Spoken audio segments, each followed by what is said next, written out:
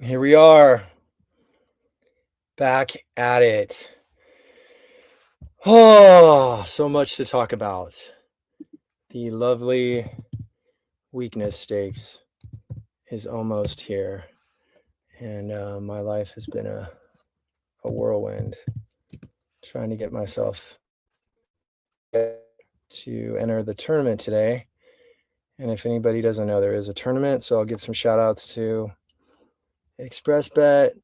They have a $1,500 tournament today.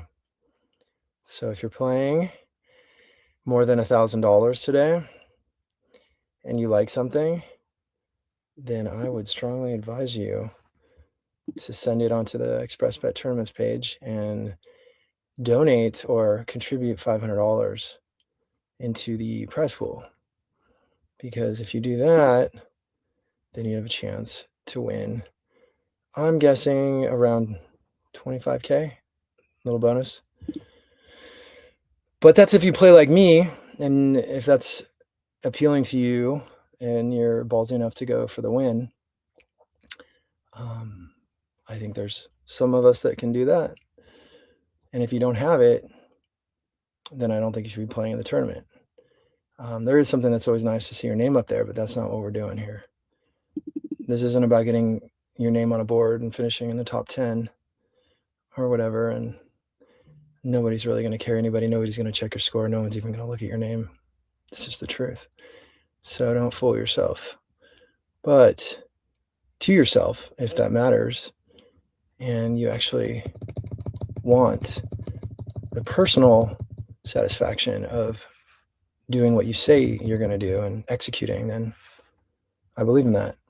But anyway, I'm here because I like to talk about horse racing, and I want to at least encourage all of us to grow our abilities.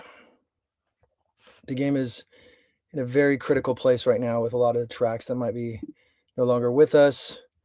There's a lot of rumors floating around. I'm worried, and I don't believe that there's enough voices out there that are as committed to sharing true ways of winning at racing. And so as the audience grows, I'll start getting deeper into the show. But I'm going to encourage everybody, if you haven't, I'll turn the comments on the stage for a little bit here.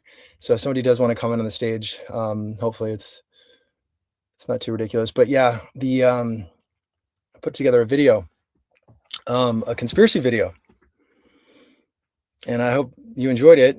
It was a labor of love, and once upon a time, I used to hang out with some theater kids and never really did anything with it. I was a jock for and then more of a nerd, but one of my girlfriends became a famous actress, and I always looked up to her for having the courage to just throw herself into the characters that she's presented with. And apologies, I'm looking off to the side here so that I can have better preparation for the things I want to show you today. And I'm going to turn my do not disturb on. But yeah, the joy of self-expression is a lost art in this day and age. Especially, it's not lost because it's everywhere on the reels and the gram. But yeah, I think there's a liberation that comes when you can start to not really think about what people think of you, which is something that's pretty inherent in most of us before technology like this existed. But it is a vehicle. It is a channel for all of us to connect. It's always the paradox. It can connect you to millions of people, and it can create a lot of separation.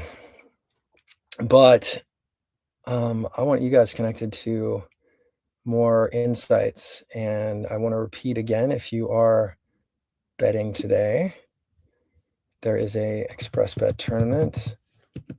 I do not work with ExpressBet. I'm just saying this because I think it would be more exciting for people to tap in. We have until the start of the 7th race if you wanted to log in, tap in. But that tournament is all about $1,500. Put $500 in the pot, and after you do that, you can win about maybe 20 to 25K if you finish first. Anyway, okay, so let me do this. I'm gonna be multitasking here on making sure that I have my ducks in a row. Given the onslaught of work I've had these last 2 weeks, but I am gonna just be peeking at some races in the background to make sure I don't have to do any show bets for this tournament.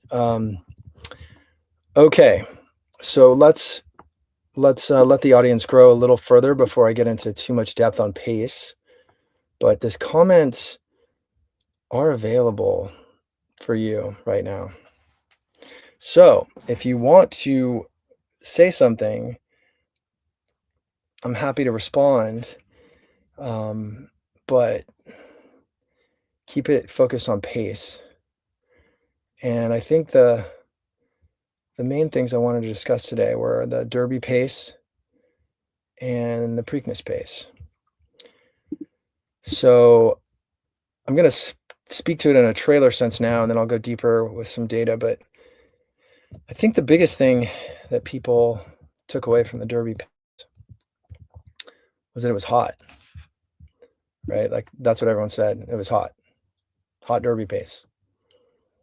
So if I threw it out there to you and I asked, how hot do you think it was?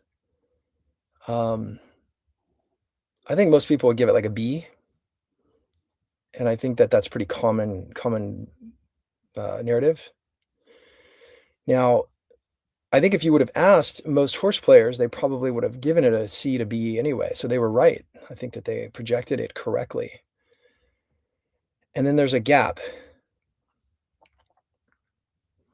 There's a gap because if everybody felt that it was gonna be a B pace, because everybody said, "Yeah, there's pace," and then you see 3 closers come in, what does that mean? If it's a B pace, is it a B pace or is it an A pace? Because then you have some people that wanna claim it was an A pace. And I think, like, that's where, we're never gonna, I mean, we can kinda guess, we'll know a little bit after a couple more races, but that is fundamentally the most important part of analysis, pace analysis is looking back after a race is run and seeing what did you project to happen from those pace horses and what actually happened in those races after they ran. And right now, we're not gonna learn too much because I'm guessing Sixth Sense is gonna, or Six, whatever his name is gonna go back to Dubai or, wherever he's gonna go. So that Denon Bourbon is probably not gonna race there either. We'll see, but that said, we're not gonna have true front runners out of that race to come back and give us a true indication of what that pace looked like. So that's also part of the game. The majority of the time, you're gonna be guessing and speculating on what's gonna happen in the pace.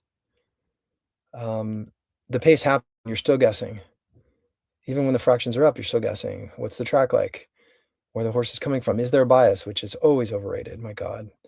And here we are, where 3 closers win the Derby or run the Derby, and everybody thinks that it was hot or, fairly close to hot.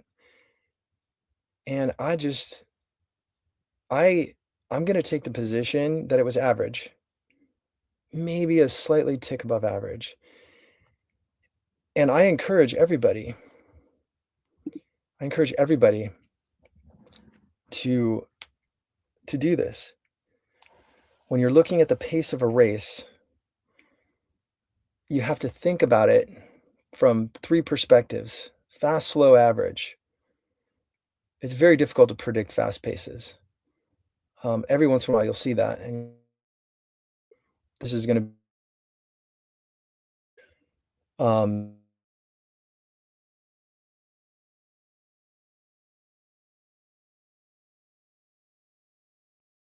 um, I wouldn't say working, but I would say interacting, and He made a comment that you can really only predict the pace 25% of the time. So if you can only predict the pace 25% of the time, good luck predicting a fast pace. Um, I think that's hard. So what you're left with is the pace going to be slow, which is what a lot of horse players do. That's how they try to make money. So I don't want to overemphasize or underemphasize the oh, we got a comment. Derby pace was hotter and observable effect, how it affected the involved runners more so than a historically fast time. Well said, Dane. I do agree that more so than a historically fast time. So this is the predicament. There is no certainty in gambling. And if there's no certainty, you're always playing this game. Eyes versus brain. When you look at the horses running, were they actually running that fast? Visually, did they look like they were tiring in the backstretch? I don't know. I mean, not tiring the backstretch, but just tiring when they were going on around the second turn or first turn. I don't know. It didn't strike me that way. I'm gonna refresh my screen really fast here to see if my lips can catch up to my voice here, even though I'm on a Starlink hardwire. So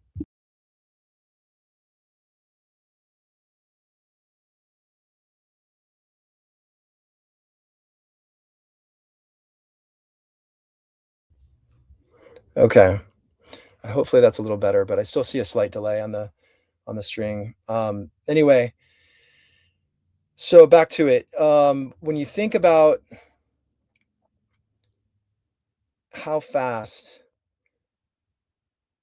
did it need to be, and I'm going to bring up some data in a minute, but because I did on another show with Shuddy, I brought up some fractions.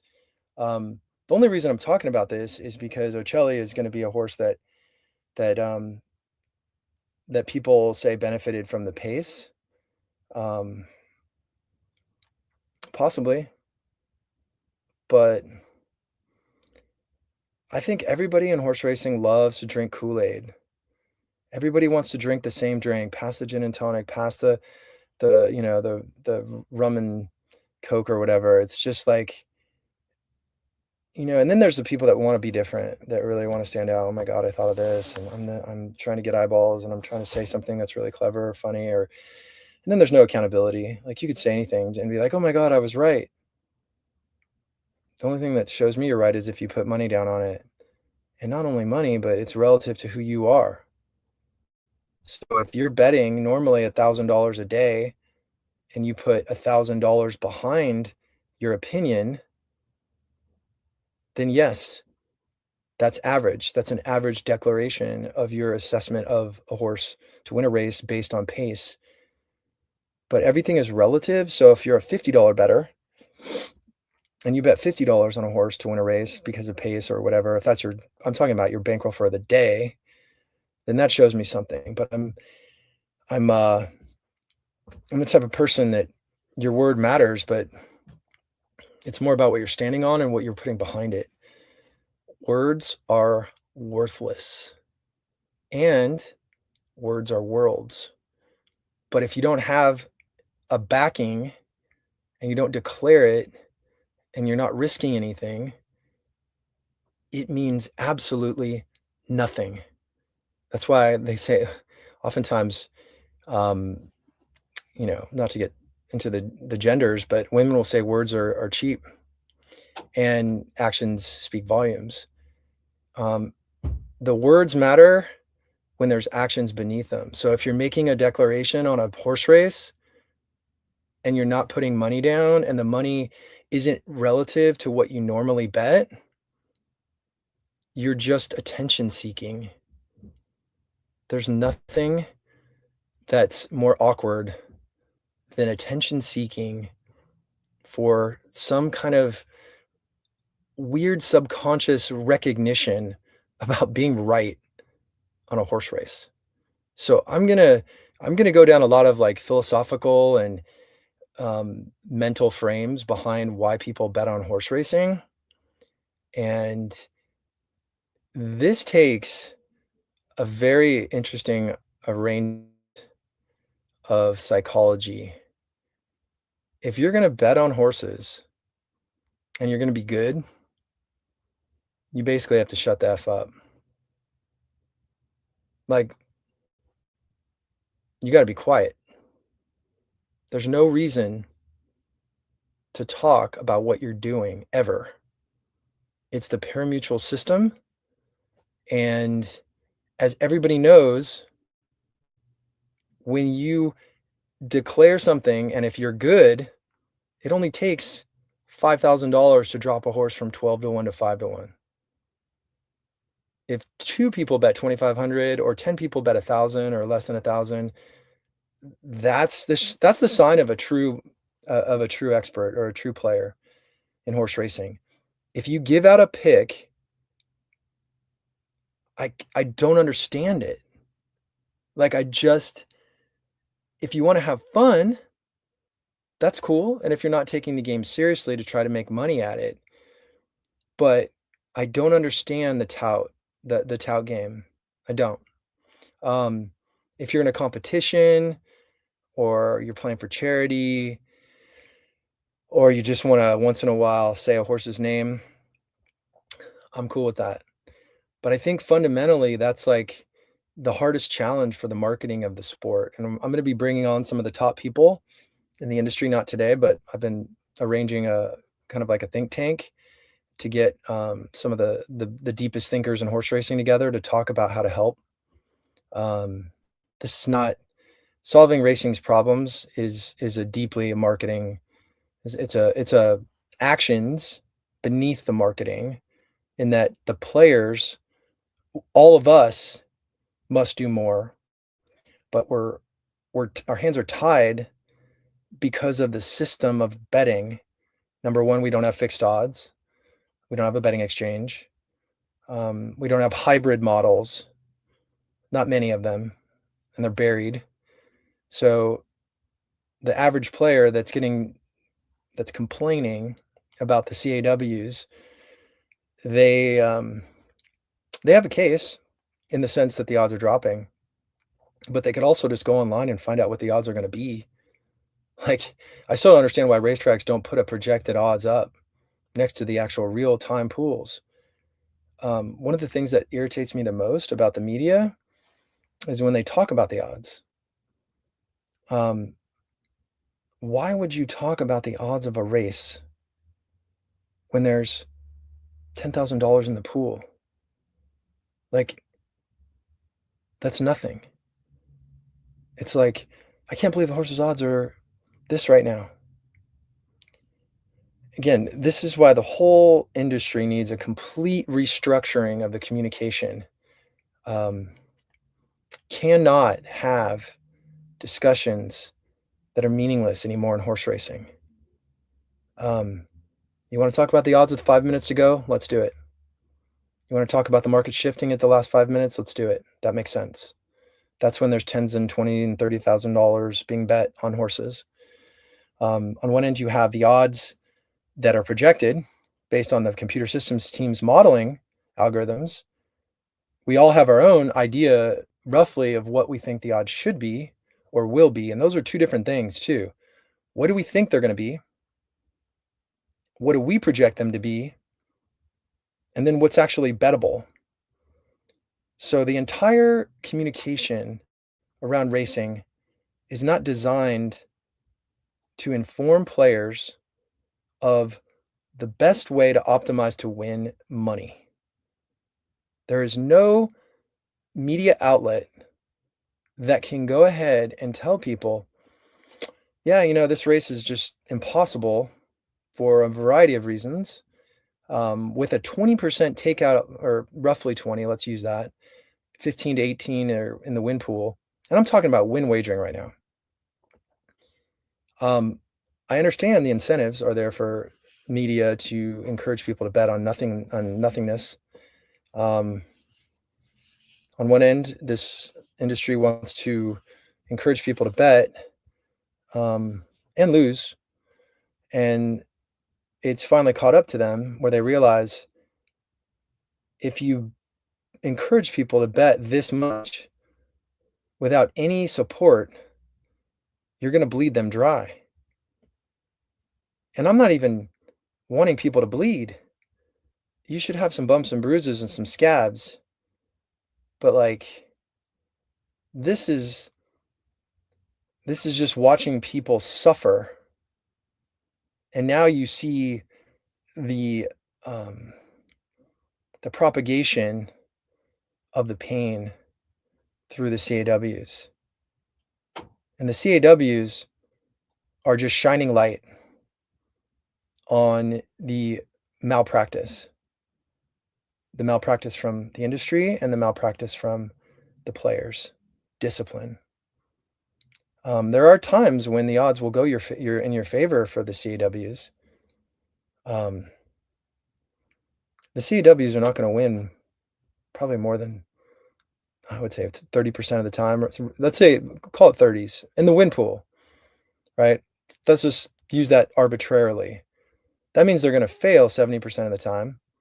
Or let's go a step further and say they win half the time if they're betting multiple horses. If they're betting multiple horses, that's half the time you're going to win when they fail. Go a step further, say they win 70% of the time. That means they're going to fail 30% of the time. This is the biggest storm I've ever seen. So many levels. You've got an industry that has completely turned its back on the horse player forever. And I mean that because they don't know how to support the horse player. They don't. So somebody said, do CAWs raise takeout on regular customers? Well, what they're doing is if they bet 5,000 or 10,000 or 20,000 on a favorite and the odds go down, then effectively you're getting paid less. So the takeout, whatever you want to call it, at the end of the day, when you're not winning enough, the same amount of money, you could view it as a takeout. But my point is the CAWs are a symptom. But this industry is not invested in understanding how to support horse players because the whole game is designed about being smart individually. And in a true model, a true, highly effective, helpful support regiment for horse players. In the ideal world of the ideal world, how many horse players do you think would actually win? Like, think about that. Okay, so, and I'm thinking more about relative to the percentage of the money. And well, actually, let's not do the ideal of the ideal world. Let's do the ideal world with the CAWs. If you remove the CAWs, I guess there's two things you could do. If you strip the rebates from the CAWs, that would change things because then the CAWs would have to compete on a level playing field. And that would hurt the revenues of the racetracks because the volume would go down. But you know what? A lot of us love this game so much, have invested so much into it. You can see this with the price insensitivity by the retail players losing 30 to 50% per year. Easy. This price insensitivity, I'm curious, and I'm not necessarily saying this should be done, but I'm curious if you cut the rebates off,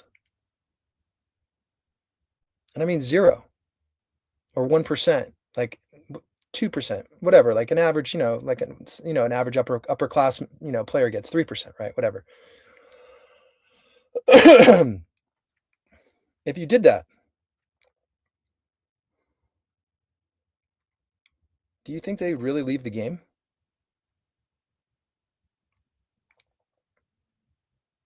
Do you think after investing minimum 2 million, median investment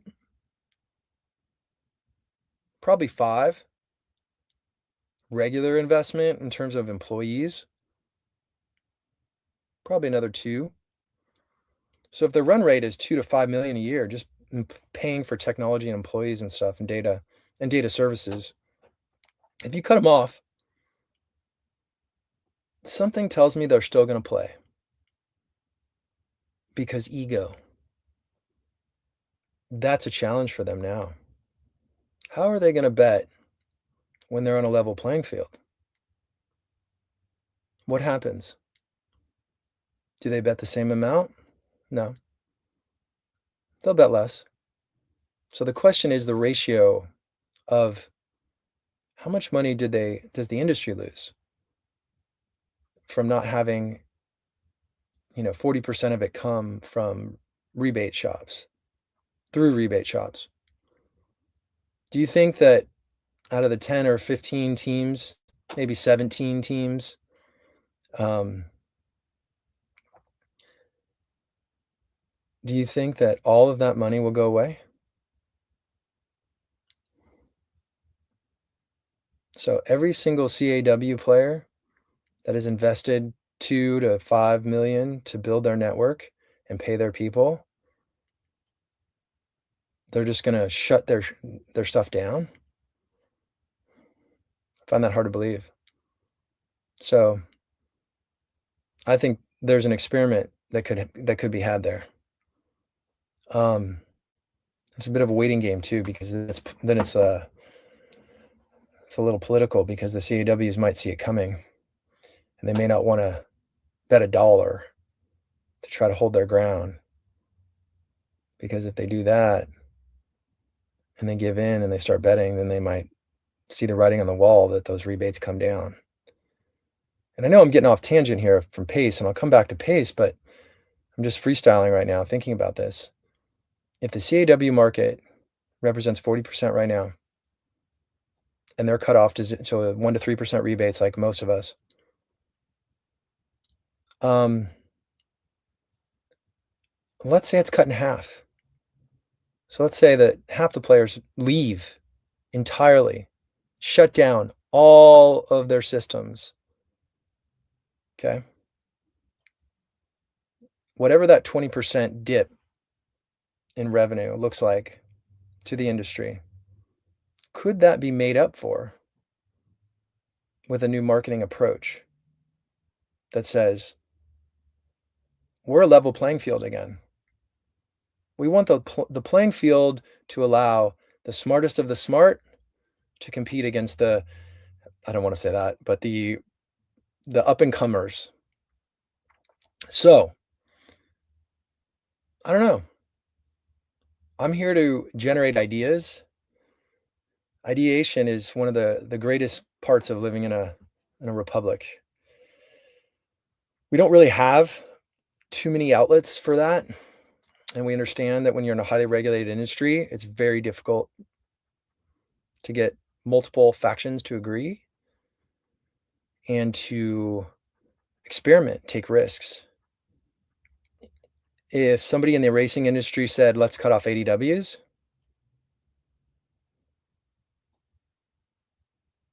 rebates. Not They're not allowed to play, but rebates. And even if you tried to cut off them from playing, they'll find another person's name to get into. So you have to realize the necessary evils that exist with CAWs. If you cut the rebates down to a flat rebate of 3% across the board for high volume players, an executive put that, on their memo,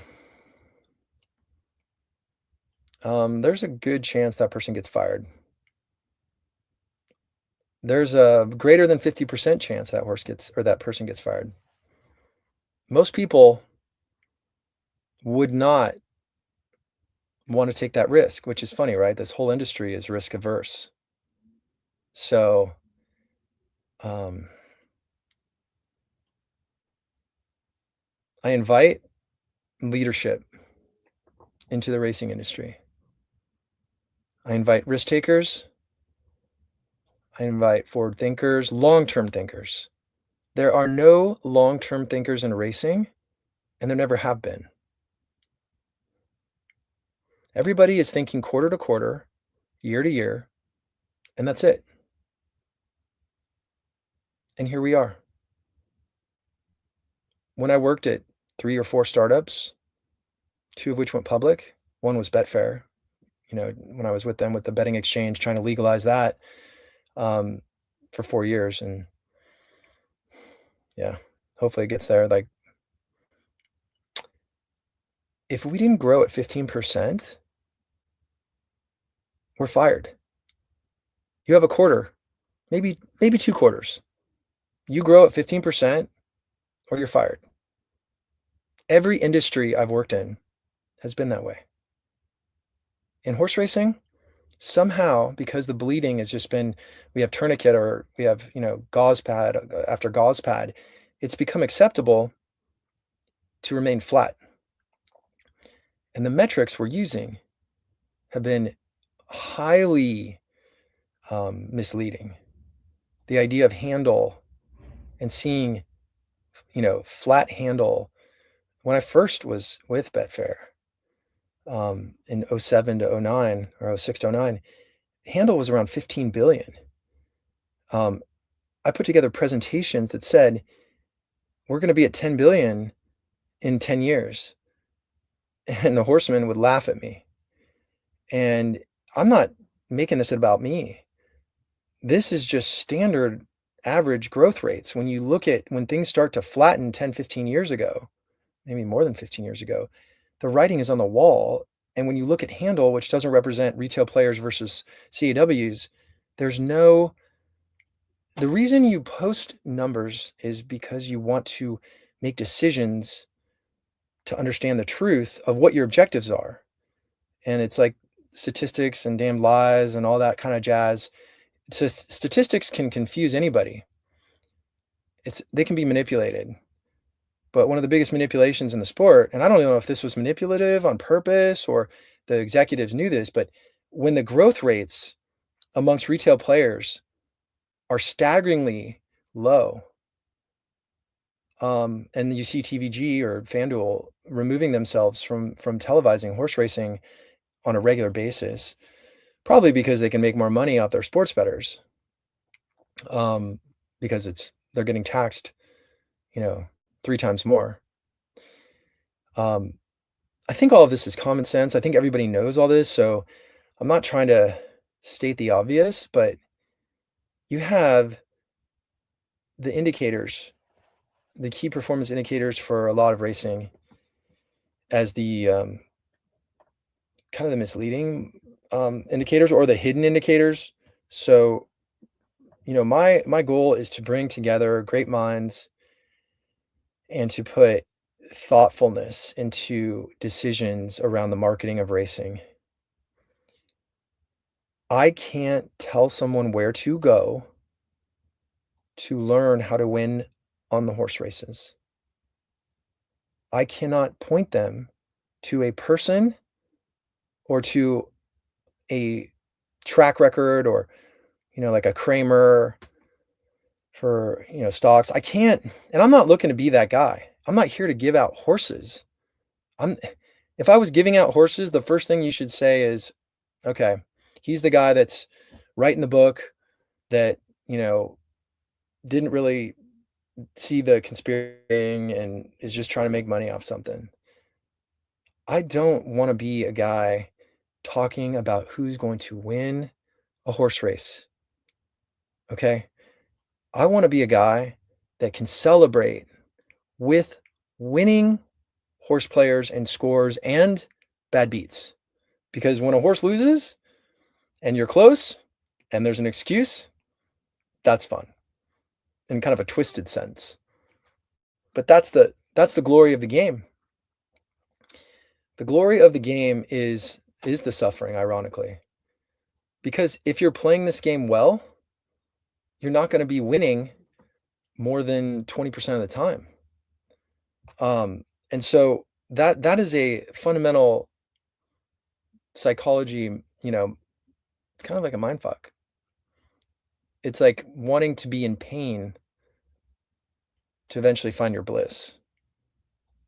And that pain is the journey, the majority of the journey. Most people don't realize the destination is 1%, if that. 99% of the time, it's the journey, and then the journey is into slices.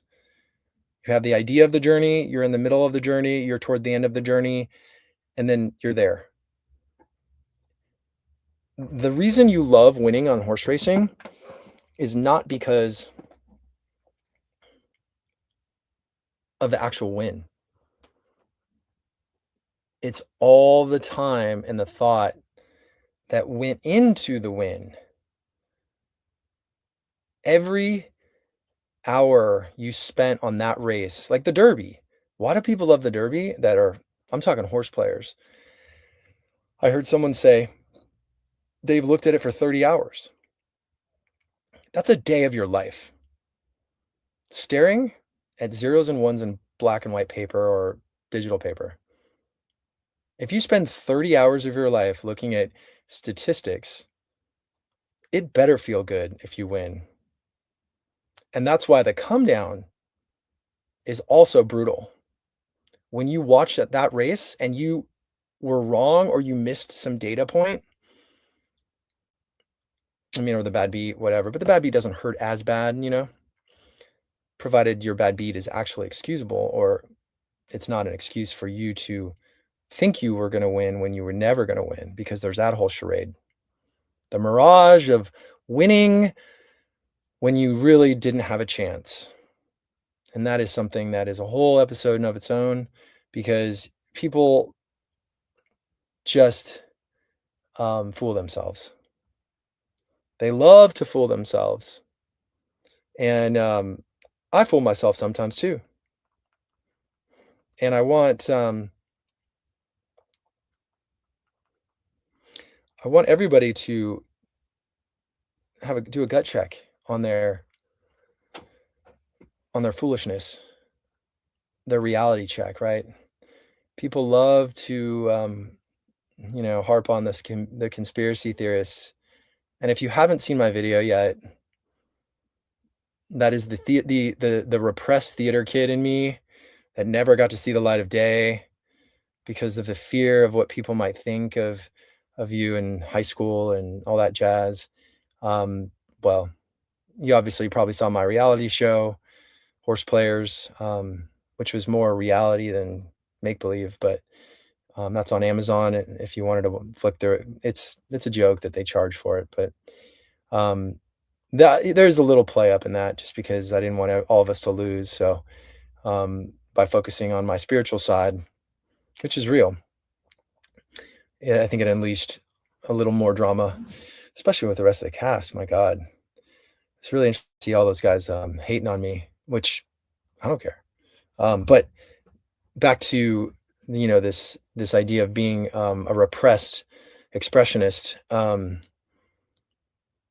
Expression is all we have. I mean, even if you're under political curtains or strife or lockdowns in various countries, the one thing that nobody can ever take from you is your imagination and your expression. And so, obviously, it's easy to forget what's going on in the world, but there's a lot of people suffering right now, and I think their expression is all they have. Whether it's a gesture, a hug, a thought, a make-believe moment. And I think expression it's beautiful right now in some ways online. Like, you see so much education and you see so much foolery. I love it, but I hate it too. You know, you hate the distractions, you hate the scrutiny. But I get off on tangents, so reeling it back in to the real, watch the video I did on the conspiracy of the weakness stakes. I think the Preakness is actually very, very interesting this year, rather than being as bad as maybe I made it seem to be. It was more of a joke, and I want people to realize that. The important thing is, don't take life so serious, especially us horse players. That's what we do. Every race is live or die for us. Like, I've had many a days where I've given away my weekends for horse racing. I mean, I probably looked at horse racing every weekend of my life, starting at like 14. That doesn't mean I'm betting every weekend. It just means I'm looking at it. And I have my own system, my own ways of keeping up with stuff, but I was gonna say that I've given up a lot of weekends where I did not win. And I could have gone to Joshua Tree. I could have gone, to somebody's, birthday, or could have gone for a run, or could have gone traveling, or with a girlfriend, or whatever, or a family. That's the thing, is the sacrifice. And that's why the winning is so important in racing. There's profit and there's winning. The dopamine spike comes from both, but you have to have a balance. And racing struggles, and I'm going to come back to some of the other things I was talking about.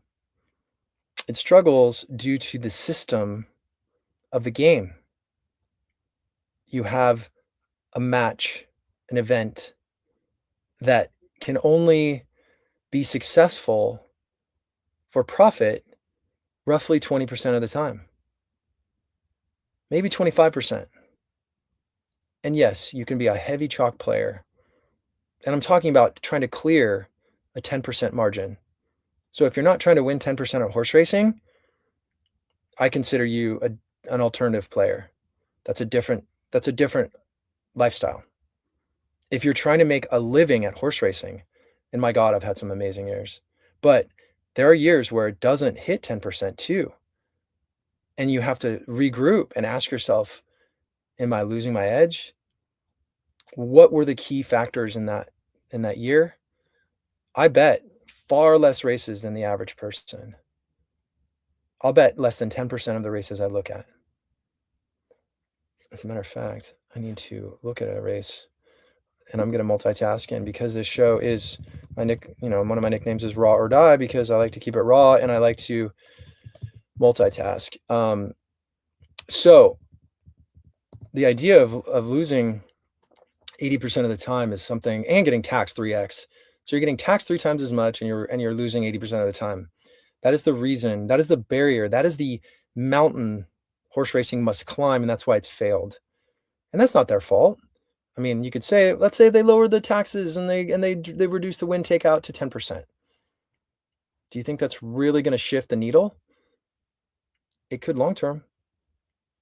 I was saying before that the thinkers are not thinking long term. So that is a problem. When you don't think long term, you have a fundamental error in your growth rates. I mean, you can pat yourself on the back and say, yeah, I made, X amount of money this year, but deep down in your conscience, to what cost. You're sacrificing long-term revenue for short-term gain. And I understand most people have a job and they get paid today. They don't get paid if the industry grows. And that's another problem, is people aren't incentivized in the industry to stay for a long time. You've seen so much turnover that this industry has to train and rethink everybody when they come in new and fresh. And everyone thinks they have the idea of how to save racing. And again, I'm multitasking here because I want to do something in this tournament here. But I do believe that some of these troubles everybody loves to blame. And I'm not blaming these executives right now per se. I'm just indicating what the landscape looks like.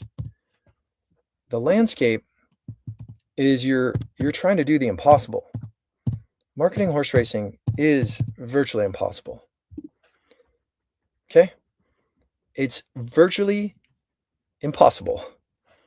And I don't know if everyone fully grasps what I mean by that, but I'm going to tell you why. I just mentioned the first couple things. 3 times higher tax rate, 20% to 25% win rate. So half as many hands. So imagine playing blackjack and paying 3 times as much for your blackjack and winning half as much. 3 times as much of a reduction in your payout. So imagine you hit blackjack and you get a third of 1.5, right? So imagine you hit blackjack. Oh, I get 1.5. Nope. You're going to get 0.3 or whatever. So my point is that's the math that we're facing right now. Why do you think everybody's so difficult in horse racing? Do you think that's a fun job? Do you think it's a fun job if you don't know how to gamble on horses? But you love horse racing. Do you think that's actually going to be a fun job? Like how could you be successful selling that, right? The reason people love horse racing is highly, highly emotional, which is why there's so much money invested in the emotional aspect of racing. And that's why people grow up going to racetracks and getting into the game. Because by growing up, you have an appreciation for more than just the gamble or more than just the ego stroke. You have an appreciation for the human experience behind horse racing. And that's one of the most beautiful things about it is you get to watch one of the most precious pastimes that exists, man and horse, how this country was founded, manifest destiny. Horses and humans have a very special relationship, and that's what you see in a lot of this, right? You see a lot of this happen in racing. You see the connection. There is something that's really beautiful about walking up to a horse for the first time. Or, I mean, I groomed horses, or not really groomed, hot walked when I was 18, which is another long story. Very interesting story. I had 3 jobs working as the turf club as a waiter and bussing tables in high school. But my thing is like, I love taking people to horse races. And you know how often I go to the horse races? Probably less than 10 times a year. And that's for selfish reasons, because it is difficult to teach people how to do things. So when I go to the races now, if I'm actually going to bet so let's say it's a day at the races and I like something. If I don't like something, then I'll go to the races. It's not a big deal. I don't have to worry about betting. I will take my crowd, my posse, my people, and I will make every single bet before the races start. And I will hand them, tell me how much money you're betting, and I will hand them a stack. And that stack removes my anxiety for the day. And if I need to make an adjustment and a horse dips, then I will cancel the ticket or tell them to cancel it. But this is the user experience for me as a professional when I take people to the racetrack. They'll think, oh, let's have fun, let's goof around, da, da, da. They don't realize this is life or death for me. My existence, my income for more than 15 years was solely derived from horse racing. Most people don't realize that. I don't talk about that. I don't want to talk about that. I don't want to go up to people and say, this is how I make my money or blah, blah, blah. No. The point is, when you are in it for real, you are always going to be alone. No one's ever going to understand. So all the people I take the track, they have no idea. I'm not talking about my fellow horse players. And then even when you're with your fellow horse players, it gets weird, right? Because everyone's got their thing and everyone wants to look good. Everyone wants to flex. Everyone wants to say they had it. Great. I mean, I'm not opposed to that to some extent, but I think that's when it gets in the way. Okay. Pardon the eye shuffle there. I needed to check something for this tournament today, just so I can, at least get a couple of other things done. And if you are, I'm going to say it a third time, an express bet, you're welcome. There is a $1,500 Preakness stakes tournament. And if you did not watch my mockery of the Preakness this year, you're missing out. You're missing out on the 18-year-old high school version of me that never got to come out. And after going to Burning Man more than 10 years, I don't give a rat's ass about what people think of my random expression. I mean, you can kind of see that on the reality show too, Horseplayers that I did. But, liberation through expression. My goal is not to look polished. I'm doing a podcast from inside a converted Mercedes Sprinter van. That's like a cabin. I'm going to be looking at my racing form in the background. I'm going to be texting. I'm going to be looking at how many people are watching right now and getting up to 500 or whatever. I'm interested in helping people understand themselves when it comes to gambling in various industries, but horse racing first. If you care about gambling, you can watch this and just, hey, who the hell is this guy? That's fine too. I don't care. But I'm saying if you really want to make money on horse racing and you're not just an average person who's going to just go, oh, how's this guy wrong? Oh my God, his hair, it's in a bun. Oh my God, he only won this one thing, or he's only won this many tournaments, or he thinks he's smarter than he is. That's your narrative that's going to prevent you from actually learning anything. I went to a very prestigious university and had the same dialogue. I know more than this professor. I know more than this guy. I can't believe I got a B. I can't believe they didn't understand that when I did this engineering problem this way, that it got to the same answer, but using a different formula or a different logic or a different proof. We get in our own ways and we drink our own punch, and that's what prevents us from making money on horse racing, on anything, any decision making. And so let me say this. Have you met a person who makes money on horse racing? Like legit? Like, do you have a friend that makes more than 6 figures betting on horses? And if you do, when you look at that person, or if you've listened to them online, I'm not always talking about me right here. I'm talking about all kinds of people. Look at the parallel in their lives with their decision making. Look at how they choose their partner. Look at how they treat their kids. Look at how they handle their anger. Look at how they handle when they get their toys taken from them.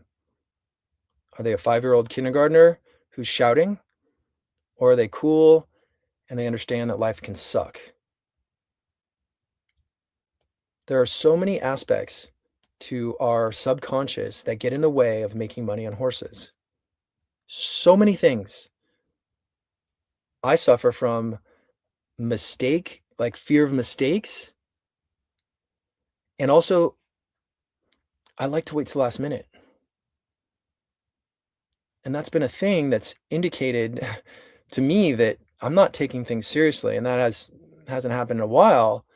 But do you have any idea how many, I could say close to $1 million lost because of waiting to the last minute?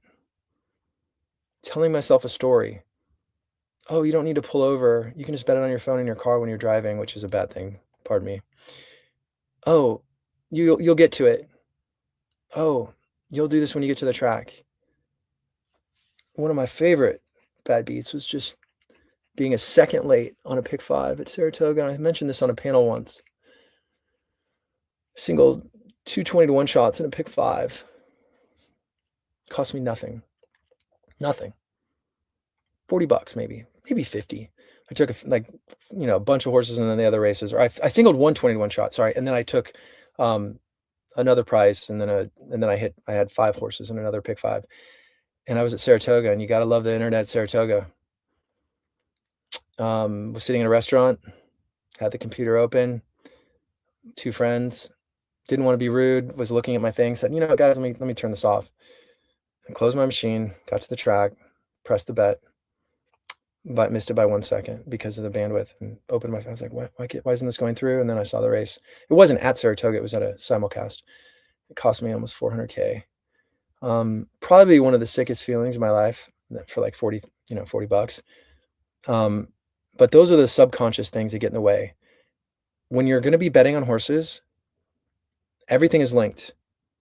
The way you treat yourself, the way you talk to yourself, the voices, the post-mortem, the accountability, self-sabotage, who you're surrounding yourself with, who you're talking to. Are you talking to people because you want some kind of, are you leeching? Are you trying to like steal their information because you're not good enough and you really want to understand and you need the validation? Oh my God, if so-and-so doesn't like my horse, then I must be wrong. If those are the things that are happening, then just identify it, call it what it is, understand that you're weak, to play on the weakness stakes skit that I just did on Twitter. But there's nothing wrong with not being good at something.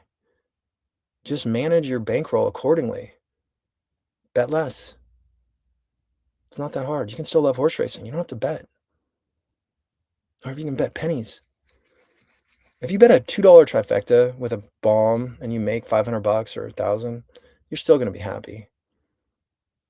You're gonna be a hell of a lot happier than losing 10 to 50 grand a year if you're betting on horses that way.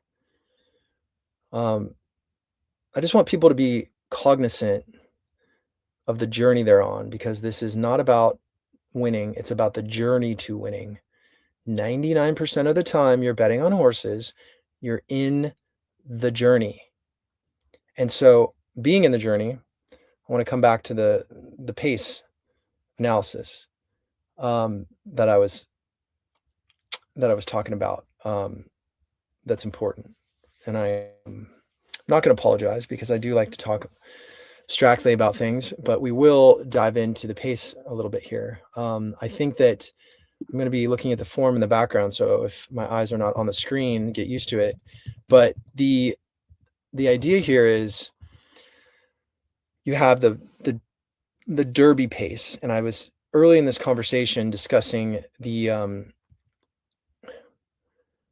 mirage that's always existing in racing. There's the mirage, the facade, whatever you want to call it. When you look at a race, you're going to be wrong 80% of the time. And I don't know if I said what I was going to say 30 minutes ago, but one of the CAW guys said to me about paces is he's like, you're only going to predict it 25% of the time correct. So if you're, one of the best in the world on horse racing, and you can predict the pace 25% of the time, that almost begs the question, should you ever try to predict the pace? Like, what's the point? And then it's not even about that. It's about, can you predict the pace to make money for yourself? I don't care if you predict the pace 50% of the time right, to the fractions 5th or 10th. Does it matter if when you do that, you can identify a horse or a context or an event that will lead you to profit? Doesn't matter. So I want that to be the goal again. That is the journey. It's to profit. Well, it's both. The destination is profit, but the journey to profit and the expression, the self-expression of the suffering, to get your mind right, to learn, to use the tools such as pace as one, to be able to guide you on the map to get to where you're going, because you're never going to get there in a straight line. It's always the scenic route. So let's look at this pace for a minute. Let's talk about two things. We're going to talk about the Derby pace again, for those that weren't on there, as we get bigger in numbers. I want everyone to understand the narratives that enter the horse player's mind. The first thing, crowdsourcing, or not crowdsourcing, crowd wisdom of crowds. Everybody likes to be right when everyone else is with them. Fundamental flaw. The most exciting, not just in horse racing, parts of my life, which is also another bit of fuckery, is being in the in crowd. And that's why this is going back to the conspiracy. If you're the conspiracist, you're the theorist that says, oh my God, I know this about politics or this medicine or this practice or doctors or insurance companies or, the media or the deep state or the Epstein files or whatever it is. You want to be in the know, and this thing, and everyone's, you're special, and nobody else knows it. And then those that do know that are like in your in crowd, and the in crowd is really fun sometimes. But you got to be careful. Are you in the in crowd just to be in the in crowd so that you feel special inside, that you know something that somebody doesn't know? So there's a whole mind play there. And I want people to think that your goal is to be in the in crowd and be in the special of the, contrarian. That's where you need to be to make money. You will not make money in horse racing, bet what everyone else thinks. Ever. Ever. If I like a horse and 5 people like a horse that like that horse, or 3 people, that's a problem for me, based on my data, based on my research, based on everything that I've seen. Now, that might be different for you. Track it. Look at a year, look at 5 years, look at 10 years, look at 15 years, and find out if every time this person or these people like your horses, is that a good thing that supports your data? Is it coincidence, or is it just that the fact that Dodgers on Monday for the last 2 years? And that's just pure nonsense. It's just, what do they call that? That one book about economics or stats, it'll come to me. But anyway, falsehood around stats. Yeah. So, when it comes to being contrarian and being in this in group, supposedly in group, your in group, not the masses in group, that's where you're going. The inclination is to look at the wisdom of crowds and to check and go, do people agree with me? Am I okay? Am I safe? Okay, I'm safe. Everyone thinks I'm not an idiot. I'm not an idiot. So we have the self-sabotage of not being smart enough, which is, one of the most prevalent in my life and many, many people's lives. It's also the idea, people like togetherness. They don't want to be alone. They don't want to be hated on. They don't want to be criticized or scrutinized. So that's another thing that makes it really hard to be a winning horse player, is you have to get past that. You have to win 20% of the time. You have to get taxed 3x, and you have to be willing to be criticized or unliked and not liked and private and alone, because the more you talk about things, the more you're going to get watered down and diluted from what people say.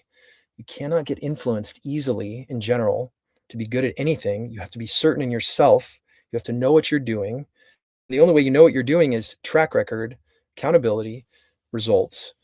And when it comes to things like the pace in a race, number one, 25% of the time is the most you're going to ever predict it accurately, according to one of the best I've ever met. Second, even if you're predicting it correct, is it leading to profit? Is it leading to an advantage? Is it leading to something that can help you make a decision to potentially increase your profit?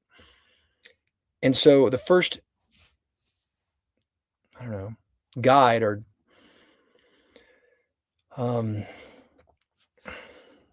theorem, I don't know what to call this, is challenge the narrative every time, especially in the media.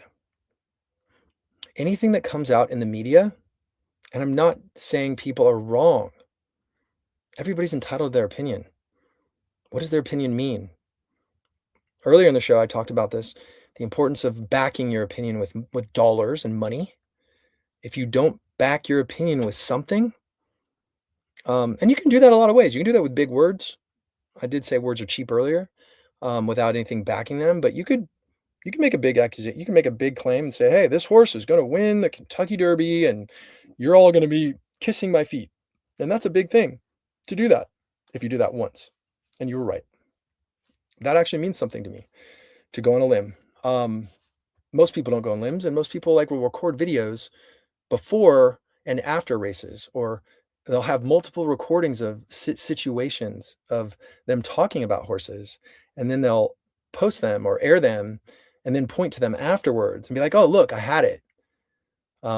There's an integrity issue, that there's a scrub that could be done to validate the exact opinion of people a variety of ways too. So be on the lookout for that. Be on the lookout, challenge everything. So back to being contrarian, you must challenge the narrative every time. You must challenge what people say and have your own opinion. Think independently about what is going on. That is your goal. Think independently.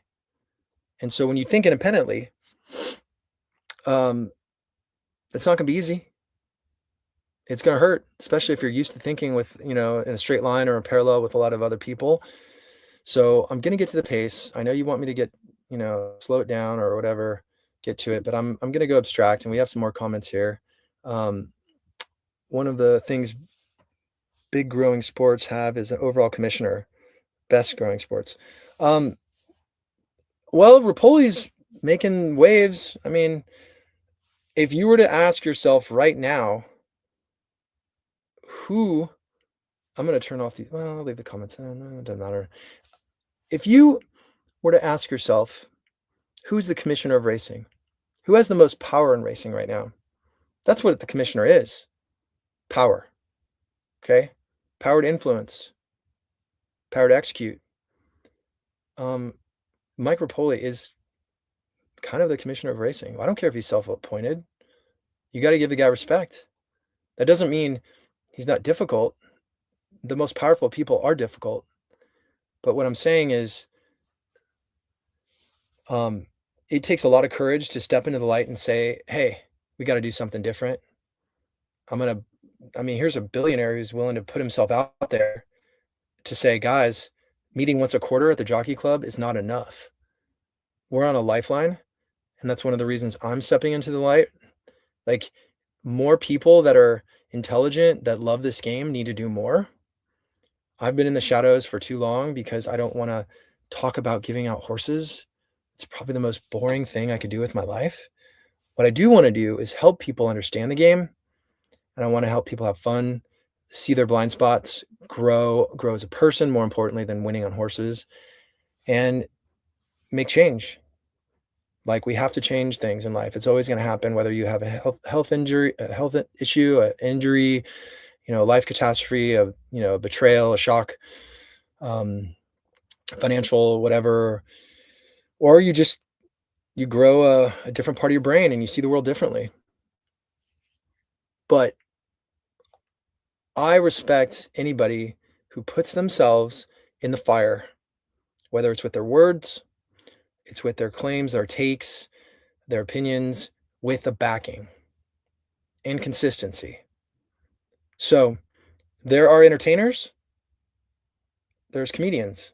I love comedy, especially when it's funny, right? I would give myself a B on my skit. If you saw the Preakness skit that I just did yesterday, I'll give it a B.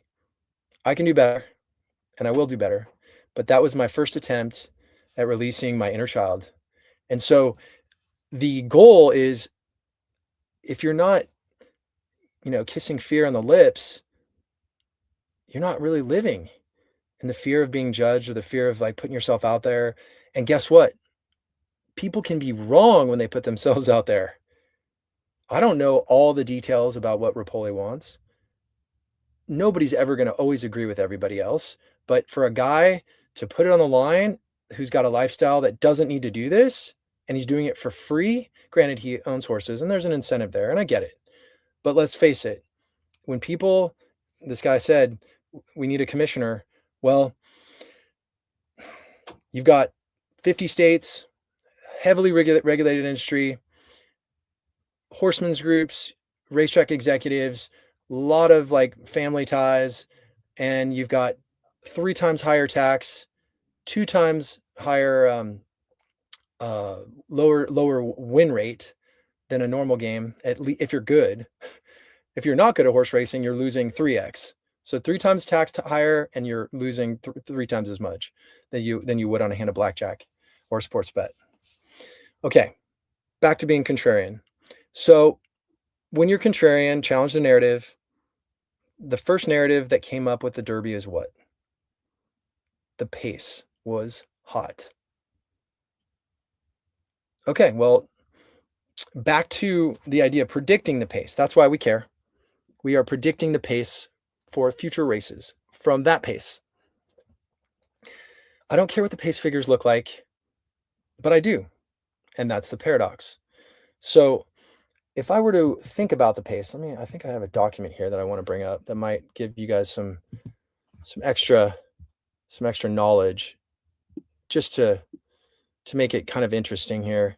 Actually, I think I'd rather do it the other way.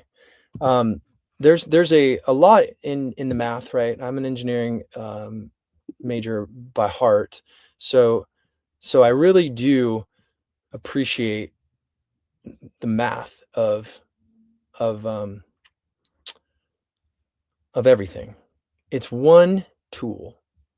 It's not the end all be all tool, but it's one tool. So I take it not with a grain of salt, but it's a tool. So it's like when you meet someone, you look at how they present themselves, the confidence in their eyes, the feeling they give you. Are they somebody I trust?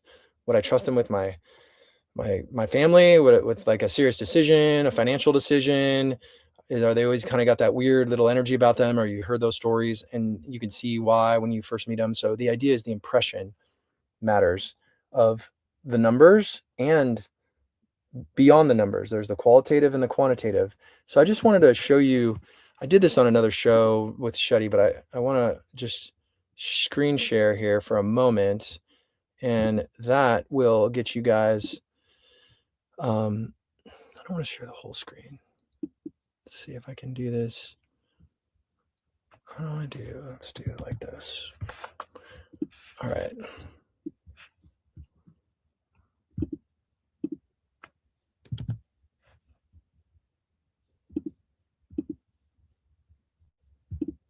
Oh, okay. That was right. Okay, cool.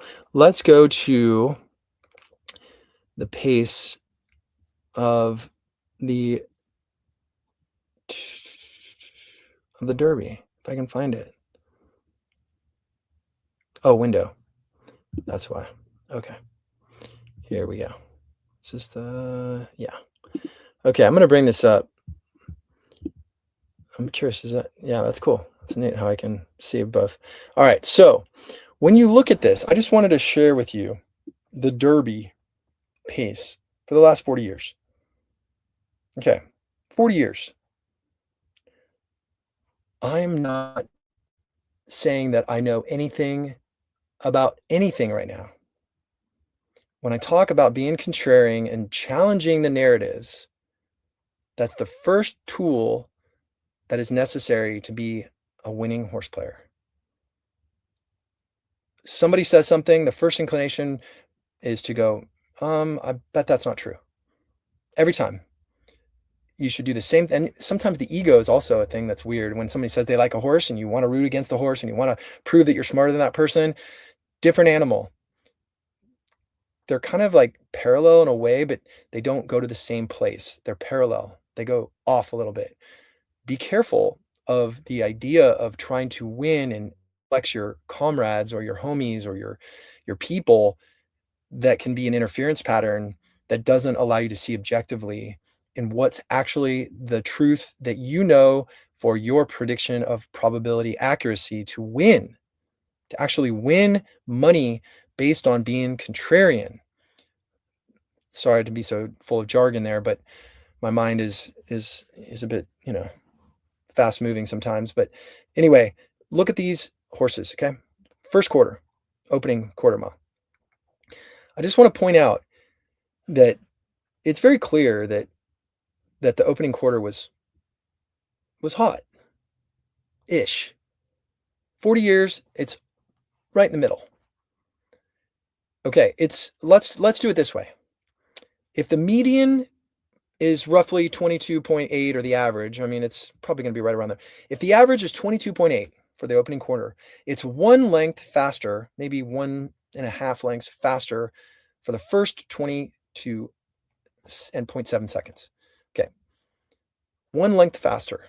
Let's call it that just for simplicity. Okay. It's not 2 lengths, which is a lot more to me based on my research. I said this from the get-go. It's lukewarm. Okay. So it was lukewarm to me. That is one indication. You want to talk about a horse to run a hell of a derby? Bodemeister to finish second.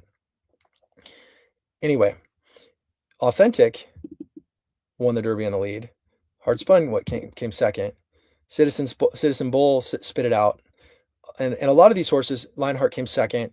Winning Colors obviously was a champ. Medina Spirit won it on a slow pace.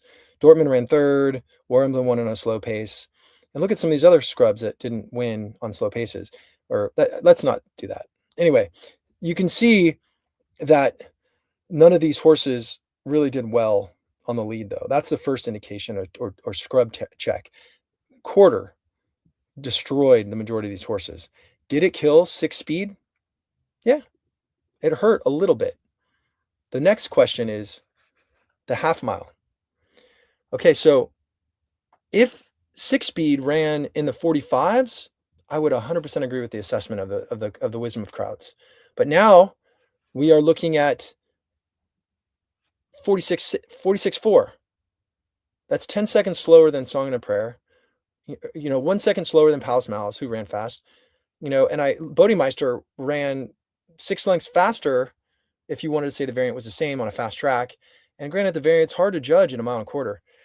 I'm just trying to give you a way to be different. That doesn't mean I'm right. Again, I'm sharing data points. That doesn't mean anything. You can throw this out. It's just like in research, you grab data sets and you line them all up and you test them and you start to ask yourself, does it matter? And the only way to check it is to assume variables mean something, and then you start beta testing or back testing. So I'm not sharing with you a lot of the things I do personally with my research. I'm sharing with you just some very high level things you can do as a horse player to look at the simplicity of the math and then look at the narratives in the sport and see if they're correct or not. So is 38.7 miles an hour that much faster than 38.6 miles here, 38.6, 38.5? No. You could make the case that 6-speed ran 1 length faster at the first call, right? And 1.5 lengths or so faster than Medina Spirit, or 2 lengths faster than Medina Spirit. Okay, so let's just do that. Let's say the pace of the Derby, and I know I'm being crude, and I'm saying that this track's the exact same on that day. I just want to give you one tool to challenge narratives. 6-speed ran maybe a length or two faster than Medina Spirit at the first call and a length or two faster at the second call. And now we're going to get some hardcore stuff here, and hopefully I'm not losing too many people, but we got a lot of people listening. So the thing is, a story you can tell yourself is, if 6-speed runs 2 lengths faster at the first call and 2 lengths faster at the second call, is that a hot pace? Depends on what you think of Medina Spirit. Okay. It was, considerably faster than War Emblem. So, it's clearly not slow. It's probably not average, but I don't think it's hot. And so that was something that I wanted you to see, to have like at least the idea of how to challenge a narrative. We got a lot of people in this room right now, and I don't want to lose people for getting too technical, so I'm going to get off the math and we're going to get into the Preakness here. But if you're going to bet on horses and you're not doing math, I don't know what to say. A big part of this game is having a technical background. The best players I know are very deep in the numbers. The problem with the numbers is the numbers are in the past. It's what you do with the numbers moving forward. You can have all the accuracy in your speed figures you want. You can predict them to a T. Well, it's not even about predicting them. It's about accurately defining them based on the past. But then you have the whole idea of, you can test some of them. Some of them will come back accurate, but you're going to go down the road and say, well, this horse came out of this race and did that, and this horse did that, and this horse ran up the track, and this horse ran fast, and this horse ran slow. How can I accurately assess whether or not the race was good or the pace was good?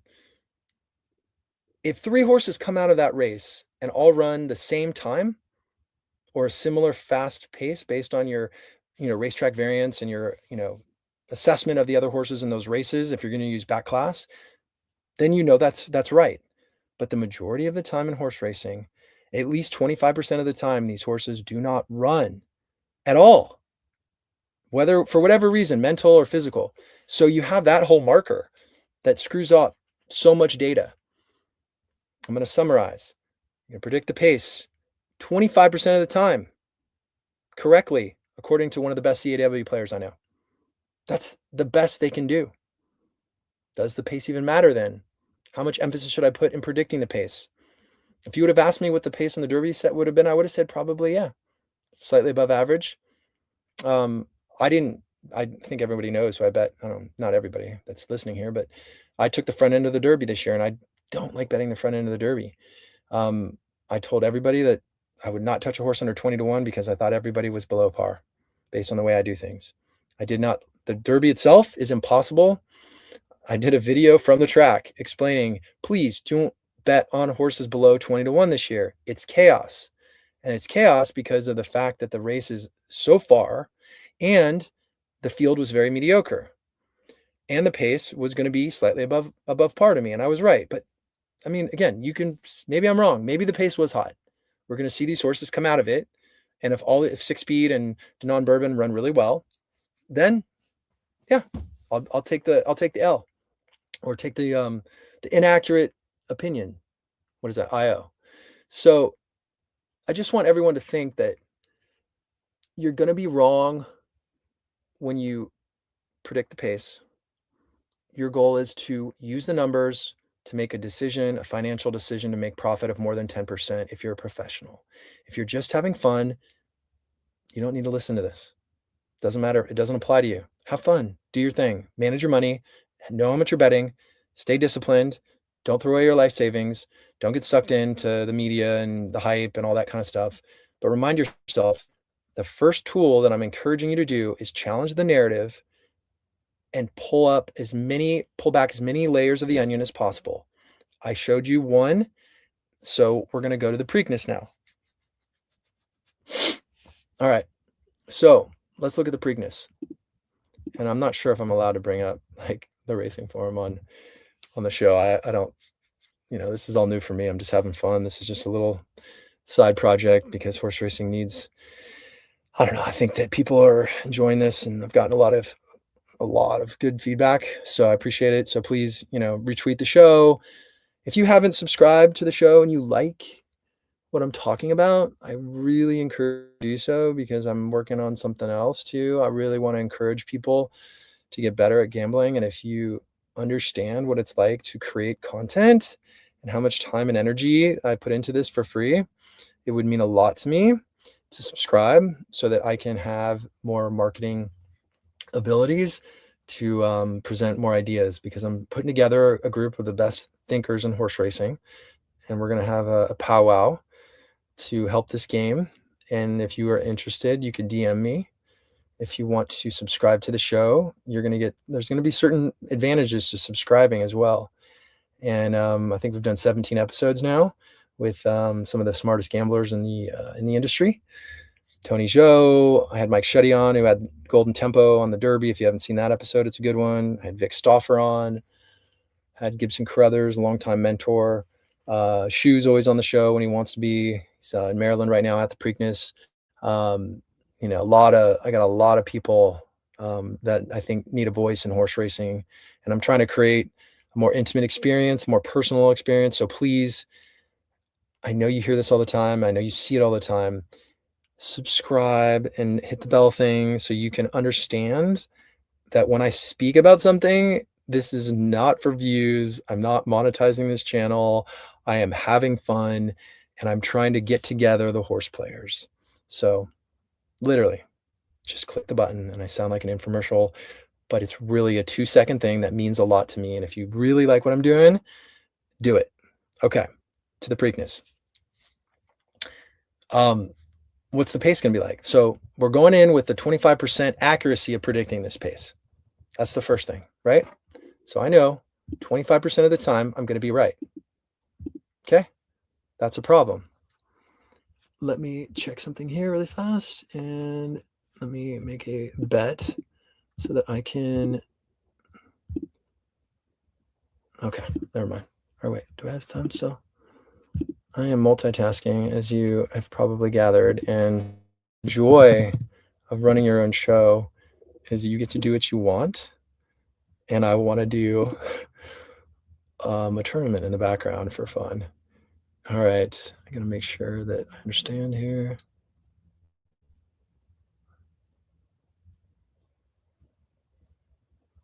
Okay.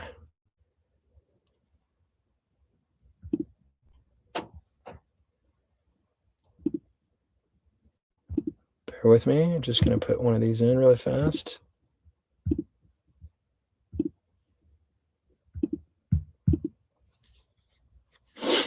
The joys of requirements for tournaments too. That's a whole nother thing, is you oftentimes don't realize how when you play a tournament, there's a tournament today. I mentioned this 3 times. I'll mention it a 4th. There's a tournament at Laurel, and it's kind of exciting because if you have an opinion on the day and you want to express that, I'm gonna do this on my phone, and this is lagging. So, if you wanna play in a tournament today at ExpressBet, you can enter the tournament, and when you enter the tournament, you must donate $500 to the prize pool, and in doing so, you get a chance to win 20,000. More than 20, depends on how you define it. Um, and if you have it, you have the opinion, then you should do that and send it. But if you don't have the opinion, don't do it. Don't just bet because you're betting on a tournament. I mean, you can, but I like to take my approach and just come in when I wanna snipe something. But um, the tournament's 1,500 bucks. You bet 1,000, you donate 500. So it's the only thing. It used to be much bigger than this. I mean, the whole tournament industry is just it's crumbling in my eyes. I mean, you have Twin Spires doing stuff, but really small stuff. But I like the small stuff. I think it's really important for the small stuff to grow the game. But I think there's so much more innovation that can happen, and I really commend anybody who's doing anything. So I'm giving Twin Spires props for doing stuff. I don't want it to be construed the wrong way, but I do think that you have a lot of issues with the rules and the payouts and the prize payouts. But I do really think that the KDBC did a great job of creating a beautiful tournament on a big day. So props to them. Okay, so now I am going to re-sign into this and then get back to the Preakness with you. Thank you for your patience, and subscribe again if you have not, as I sound like an infomercial, which I need to do like a skit on getting people to subscribe just for fun. That would be kind of ridiculously ridiculous. Even though, again, I'm not monetizing this channel. I want everybody to quickly in the background in their mind. Wow, this room's getting really big. I want everybody to think about their Preakness assessment of the pace. Okay, so that's a little fun thing we're going to be doing today. Is what is going to be the pace of the what is going to be the pace? So I gotta mute this in the background. So I think you may not even hear it. Oh, there we go. When you think about the pace, there is always this difficulty in understanding what certain jockeys will do, right? There is a fundamental challenge with the malarkey that comes along with certain trainers on certain days trying to encourage their people to do things that you just wouldn't expect. And I think I'm going to turn off these comments now for the anyway. All right, so I'm going to turn off the comments. I'll turn those back on. Actually, I'm going to leave them on for the Preakness piece. Okay, so when it comes to the Preakness, you have to now I want to do 2 things at once. Okay, so what do you think the pace will be? Above average, average, or below average? You can use the wiggle spots and say slightly below average or slightly above average, but I think everyone in this race is of the opinion it's either going to be above average or slightly above average. Okay, I think that's back to the wisdom of the crowd. So I'm going to challenge it, right, and say, oh, maybe the pace is not going to be fast. It's hard to imagine that the pace is going to be slow. I would say slow would require let's see here. Slow would require Taj Mahal not to go to the front, which he doesn't have to be on the front. He's shown. So that's not inconceivable. Robusta to not go to the front after that last race and getting bumped, very unlikely. So Robusta confirmed. Chip Poncho, probably going to go to the front or near the front. Iron Honor, blinkers off, probably not going to go to the front. And then you have Napoleon Solo and Corona de Oro, who are going to go to the front. All right, so you have minimum, and Great White, maybe. Pretty Boy Mia or Miha or Mia, whatever, maybe. That's 5 horses that can go to the front. 5. Okay? So if 5 horses can go to the front, it's going to be very difficult to assume that 3 of those people or those horses hold back. Okay? That's a very low probability. So 5 confirmed front runners, 5, and Taj Mahal, or I don't know if you what to do with that horse. Probably not going to go to the front, in my opinion. Who knows? So given all of that, I'm going to say it's more than likely like a B, somewhere between a B and an A minus, which is a big range, meaning it's either above average or potentially, well above average. So that is the first inclination I have is, what if they go slow? Take the best front runner of the bunch and try to keep your fingers crossed.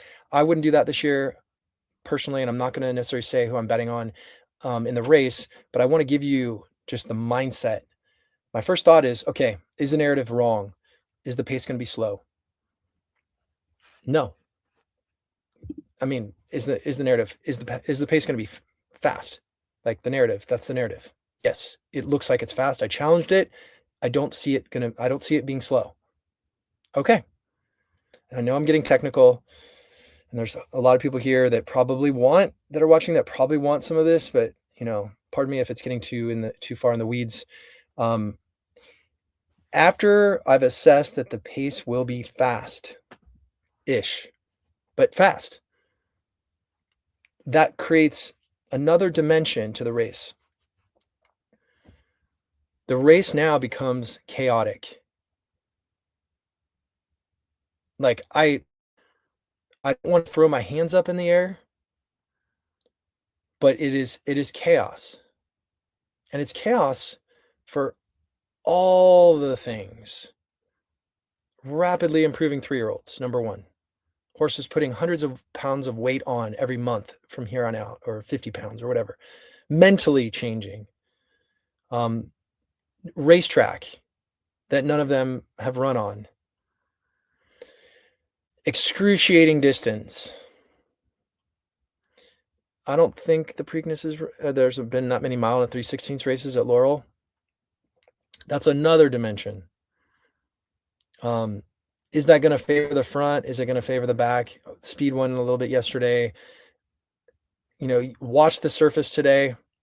If you're seeing unlikely speed horses do well, then you might want to be a little more relaxed or forgiving and relax your anti-stance on the favorites and give them the speed horses, not the favorites. This is the weakness stakes. It's the weakness stakes because I feel weak. That's another dimension to this skit. It's so weak that I feel weak. I don't know what to do in this race. I don't want to know what to do in a race that I feel weak in. I don't like feeling weak when I bet. That doesn't mean I won't put something on it. I'm going to be in a tournament in position, right? Going into that race or in that race. So the weakness tells me, my body, I've turned it over in my head enough times. I could see the favorite going off at 5-6 to 1. I don't know who's going to win this race. That's just me. The pace doesn't help. The pace makes it worse. I agree with the public. I hate that, but I do. I agree that it's going to be uncomfortable early.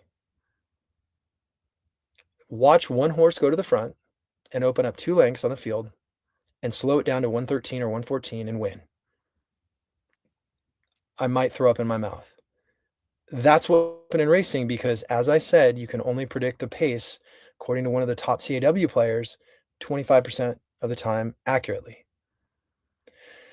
So I only care about predicting the pace to make money.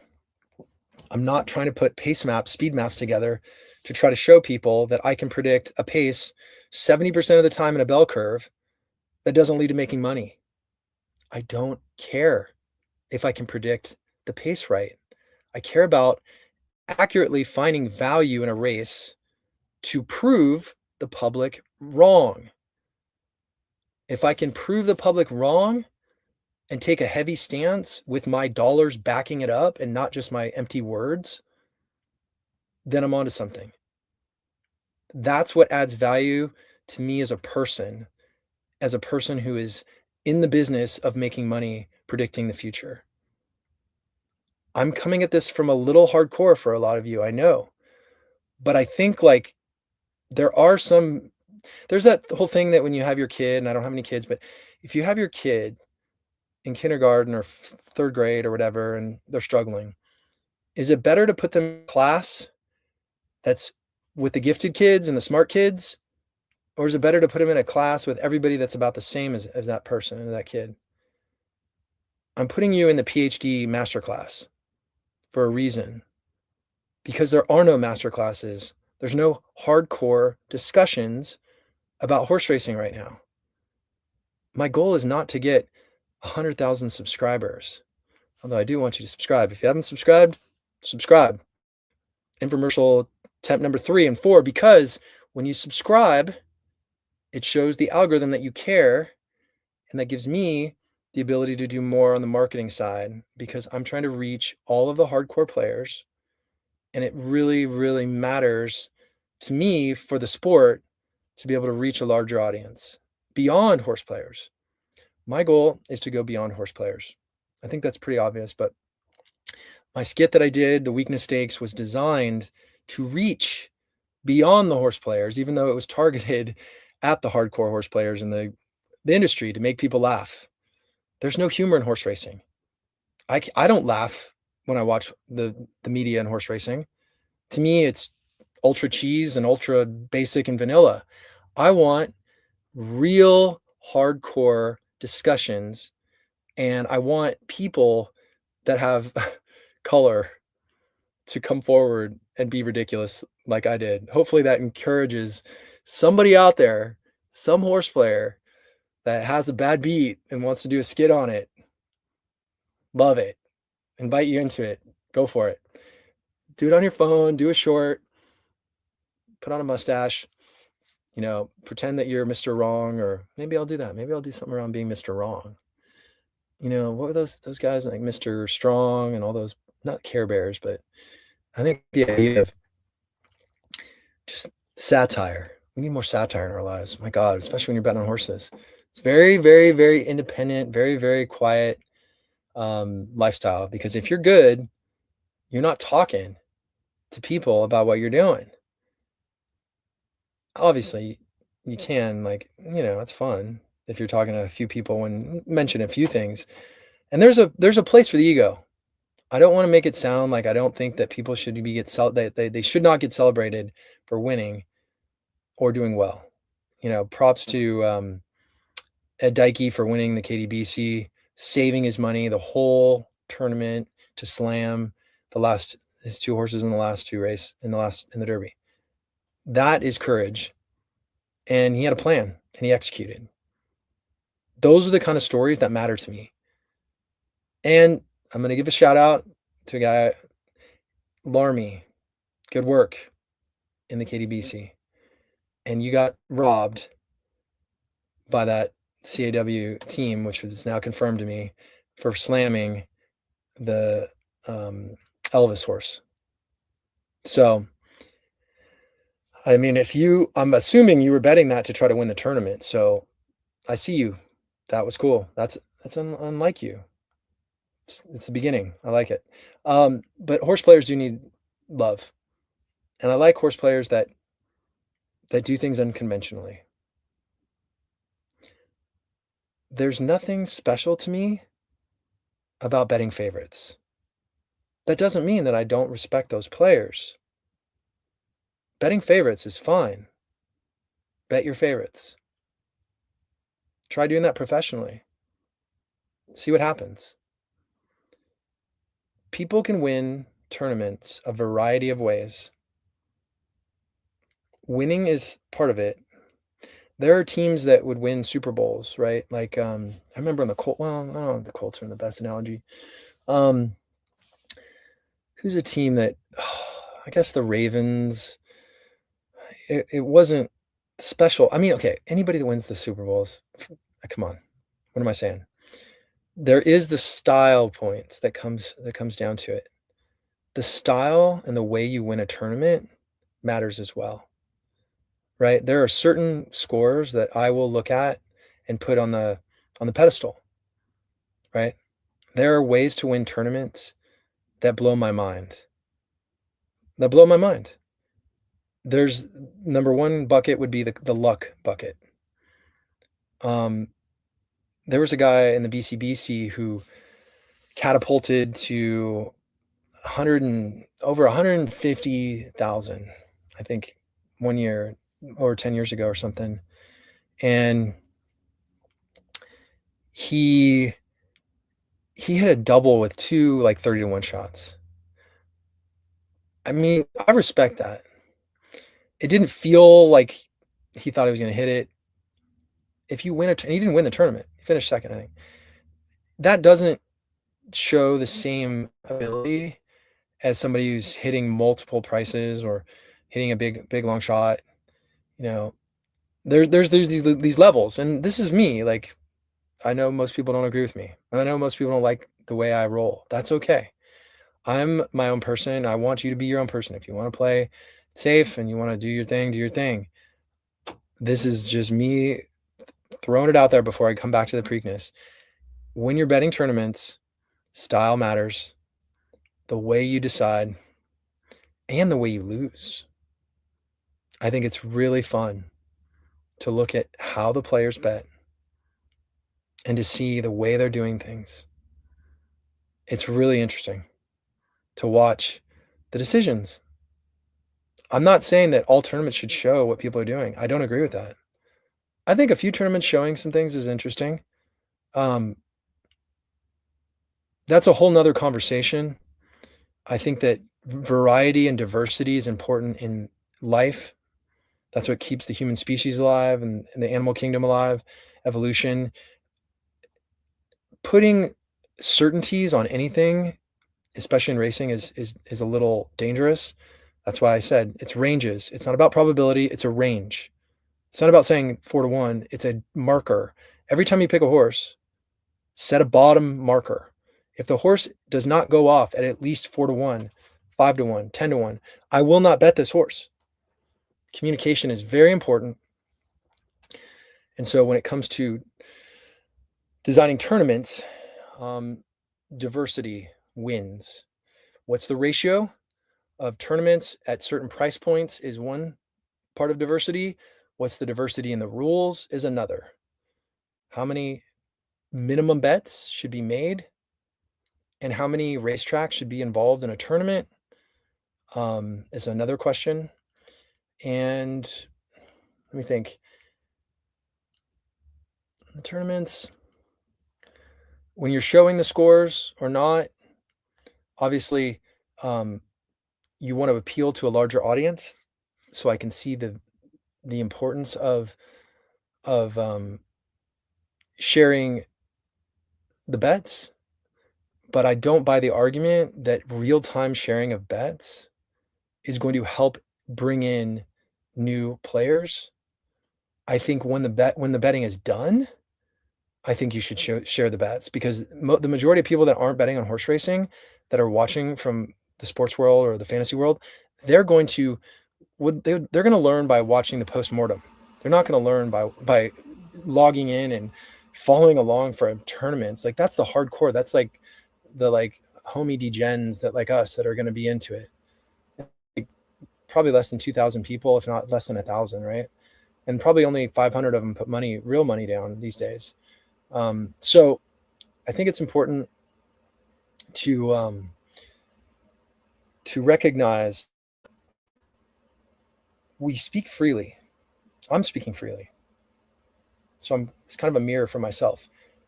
We speak freely to be heard because something is inside of us that aches to come out. This is my most radical self-expression that you get a window into. Okay. 15 years betting on horses.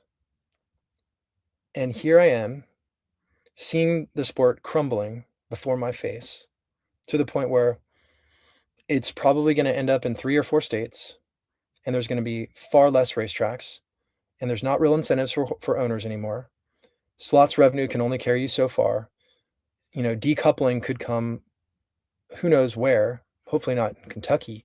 But the fact is 3 times higher tax rate, 2 to 3 times lower win rate. Industry, how do you tackle that problem?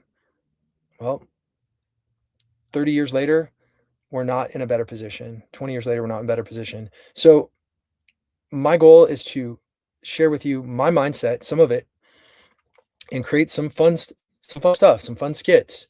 That's why I did that skit, is I want to have fun. I know I'm serious, and I know there's a lot of people listening right now, and they want the seriousness. And I can do more serious stuff, but I want a balance. I want diversity. So I'm going to go off on tangents, and I'm going to come back to the Preakness now. I know somebody's asking about it. Take away from this, tournaments are special.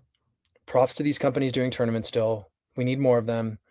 We need to understand the rules. We need to have diversity. We need to understand to attract new players. I don't believe sharing the bets in the real time is going to attract new players to horse racing. It's an opportunity for people to feel good and get, in their feels when they watch someone lose and bet ridiculousness on crappy favorites. It's a weird dopamine spike, because when you see somebody bet a horse you don't like and lose, it can feel good. People like that feeling. And that's the sickness, is when you're watching other people and rooting against them and saying, oh, what did he bet? Oh my God, I can't believe he bet that horse. I think that's the number one reason that people are excited to look at bets. And then they want to see who people hit. But does it really matter if, you saw Dikey, whether you knew, in real time that he did nothing, and then all of a sudden he bet the last race and he won it? Like, I don't see the value of that other than people just kind of poaching and trying to look at other people's opinions. Like it's like poker. It's like, imagine if the poker industry said, okay, every time you're going to bet, we're going to show your cards to this group of people on the side. And they're just going to look and they're going to watch. If you remember, poker blew up not because of real-time card hold showing. It blew up because it was all edited after the fact. It's all about the editing after. There's a lot that can be done, and I'm here to work with everybody. I think all the industry, especially the tournament guys, I really look up to anybody who wants to spend their waking hours creating content around horse racing or creating stories around gambling, which is what horse racing is. It's predicting the future and feeling good about seeing something that somebody can't. So I look up to you people that do that. You want to talk about something that would be cool, is doing more skits around betting. I started it out about betting, but not even geared on the tournaments. The days of talking to the camera to grow the game, we've had 10 years. It's not working. It's fun, in some ways. It's not working. How many serious sports bettors, or serious fantasy players have come into the game because of watching people talk about horse racing? There's plenty of metrics that they could probably have. It's probably not really worth mentioning, right? So until you get the major influencers to actively be engaged in horse racing, um, I think obviously there's one big one that could really help the game. Um, but he's upset about the CAWs, and I understand. So in the show, um, I made a proposal. I made a proposal to cut the rebates all the way down to 3% for everybody that's betting big money. Let's see them leave. What's going to happen though is they will always bet at the racetracks that don't do that. I'm curious as an experiment to see what happens given the 5 million a year that 2 to 5 million each of those teams invest a year in their overhead minimum. I'm curious what will happen when they do that, when the industry does that for one track. And I mean flat rate 3%, no cut them off 2 minutes, cut them off entirely. And let's see what happens. Let's see if the narrative, back to challenging the narrative, let's see if the narrative is true. If they've made 10, 20, 30, 50, 100 million in horse racing their whole lives, don't you think they're going to love this game and they're going to love a new challenge? Do you really think of the 17 teams or whatever it is, probably a little more, but if team 17 wasn't allowed to get as big of a rebate as they have, are they really going to walk away entirely forever? Let's put it out there. Let's give Dave Portnoy what he wants for one track. Let's check it out. Give it a year. Maybe somebody like, I don't know, with some money could say, you know what?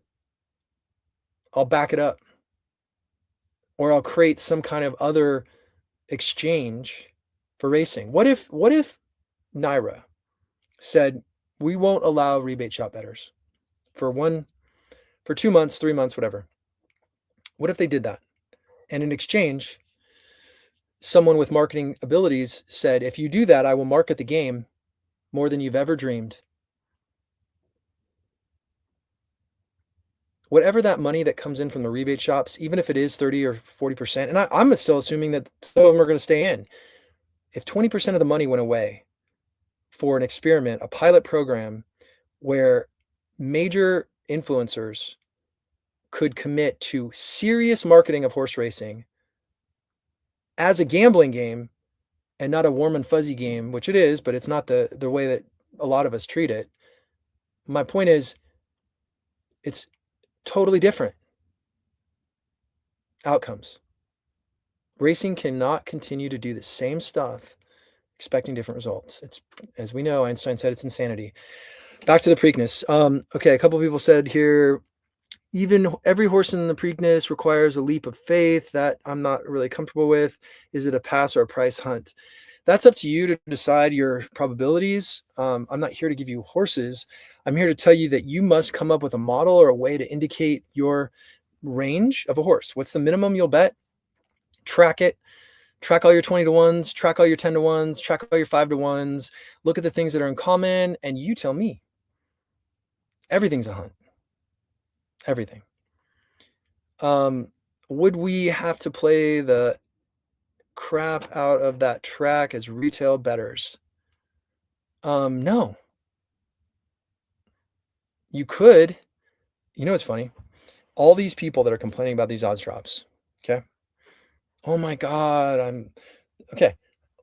You want to talk about an interesting case study? If NYRA shut out the CAWs for 3 months and said, not shut them out, said 3% max take rebate rate for high volume players. Anybody betting more than $1 million a year, 2 million a year, whatever. It's usually the standard is 2 million. The retail players have complained for years and years about this impacting their play.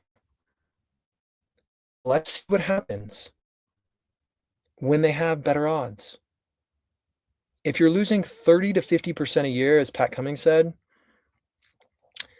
you're not price sensitive. The people that left were price sensitive. So now the argument is, are the people that are losing 30 to 50% a year gonna bet more? And are the guys that left gonna come back? Are they gonna come back and bet more now because the odds are better?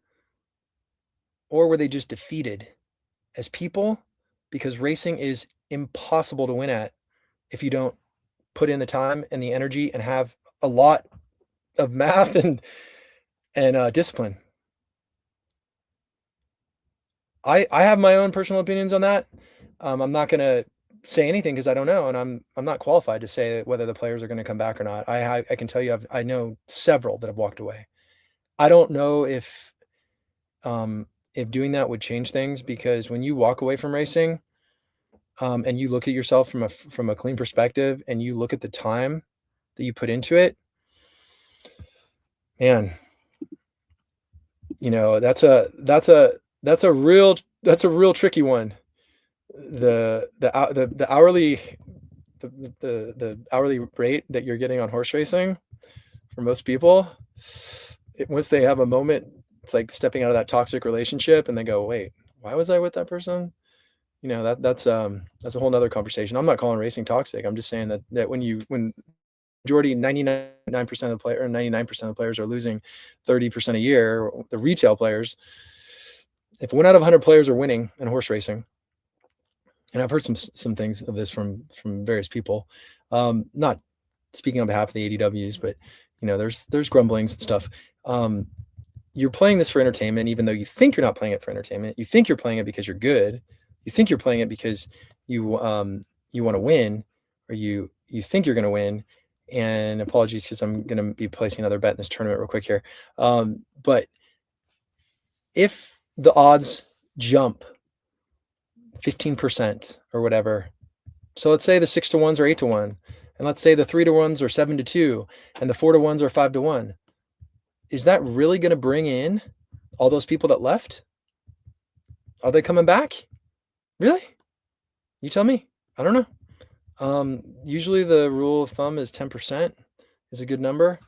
So I believe that marketing is the key to saving the sport. And this is my little ridiculous attempt to help the game by creating the PhD for horse racing and philosophical deep dive, and then the ridiculous of the ridiculous in the Preakness skit I just did on Twitter and YouTube to try and so if you haven't subscribed, subscribe. It helps. I'm trying to grow this game, and I got to reach the sports bettors. So if you think that what I'm doing has got value, show me some love. It takes 2 seconds, and hit the bell so you can know when I'm doing shows. I'm doing a show every Saturday, and I want more players to hear about this game, not in a generic fashion. I don't like, well, I do like vanilla ice cream. I don't like vanilla. I know that there's a lot of reasons that people keep it vanilla. I don't want to keep it vanilla. I want this to be real talk. I'm putting together a group of some of the most intelligent horse players in the country, and we're going to have a powwow and a think tank talking about a lot of this stuff. We're at that point. We are in not the 2-minute warning. We're in the 1-minute warning, and we're down by at least probably at least a touchdown. It's not 2 scores yet, but it's a touchdown. And I'm not saying that, I'm not the pessimist. I'm not saying that racing won't survive. I'm not saying racing can't regain some momentum, but without marketing, it's going to fail. So let's go back to what I said. If NYRA or a track decided to set a floor of rebates at 3%, which is cutting their revenue by, who knows, definitely from 40% of the CAW money to, I would say, at least 20%. So let's say they cut 20% 20% of the revenue as an experiment to understand how sensitive, how price sensitive are the retail horse players. Are they really going to care if their horses go from 6 to 8? And you're also not going to see the odds drops, which matters. I don't want to gloss over that. If that were to really matter, let's see if those guys are singing praises. Let's give the horse player some possibilities, and let's do a deal with some of the biggest influencers in horse racing that have been complaining about this forever. Let's yield, lay down their swords, stop fighting. How much money does it take for horse racing to lose to actually make a change? And just see what happens. You lose 20% of your revenue, 40% of the CAW money goes down to 20%, and then you get millions and millions of dollars in marketing from influencers or some type of agreement. Like, that to me is the challenge I put to Portnoy. If you want the CAWs to get out of the game, volunteer your services. Do something about it. The complaining has been going on for too long, and it's not helping the game. What helps the game is actually taking risks and putting your money in your mouth behind real ideas. So I wasn't planning on saying any of this today, and I kind of like that things just roll off the tongue, but I want people to think differently about how to promote this game. So that said, I'm going to put another bet in here in this tournament. If you are in the Preakness tournament today, 1,500, you will see me in there. I also wanted to open up the floor to some more questions that I'll answer as I put these little bets in. And other than that, I want to go back to the Preakness and answer more questions about that. I'm just gonna have to do this on my phone because it's just going slow with the bandwidth. All right, so back to the Preakness. Let me see what the latest comment was. To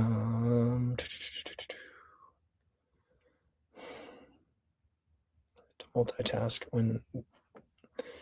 if you had any idea of the bandwidth issues that come with getting a Starlink that I'm just going to click over and come back to it. Okay, let me look at your comments. Okay.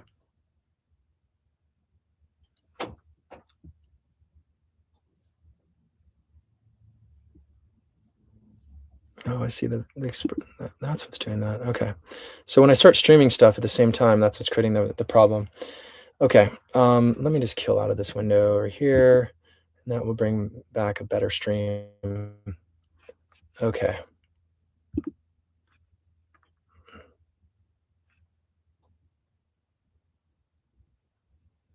Okay.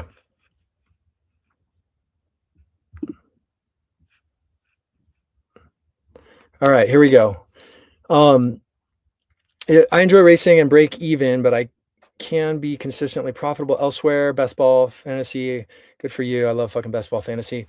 So that kind of change would make my handle go up, but it's not bringing in new players. Man, this bandwidth, like almost 150. I don't understand it. Yeah, I hear you, dude. I don't know. I'm not sure. All right, thanks for agreeing with me on that. All right, I'm going to go back to no comments for now. Let's go back to the Preakness, and I'm going to get out of here soon. All right, this has been a long show. Thanks for sticking around if you are. If you haven't seen my skit on the weakness thing, get ready. Get ready. It's a little jab at the industry. If you guys don't watch JP Spears, and see his stuff, it's hilarious. He's been making fun of hippies. Okay. Preakness, to wrap up. Pace is going to be fast. Choose your best closer. Angle. Realize that chaos is not necessarily profitable. But I'm going to end now. I got to get out of here. Even if the pace melts, Some horses get brave. They're 3-year-olds. Nobody's running this track. The distance is grueling. Anyway, I'll leave you with that. I want everyone to remind yourself to stay disciplined, bet within your means, drink your kombucha, hold yourself accountable, have fun, and have a great time watching the weakness stakes, because it's going to be fun.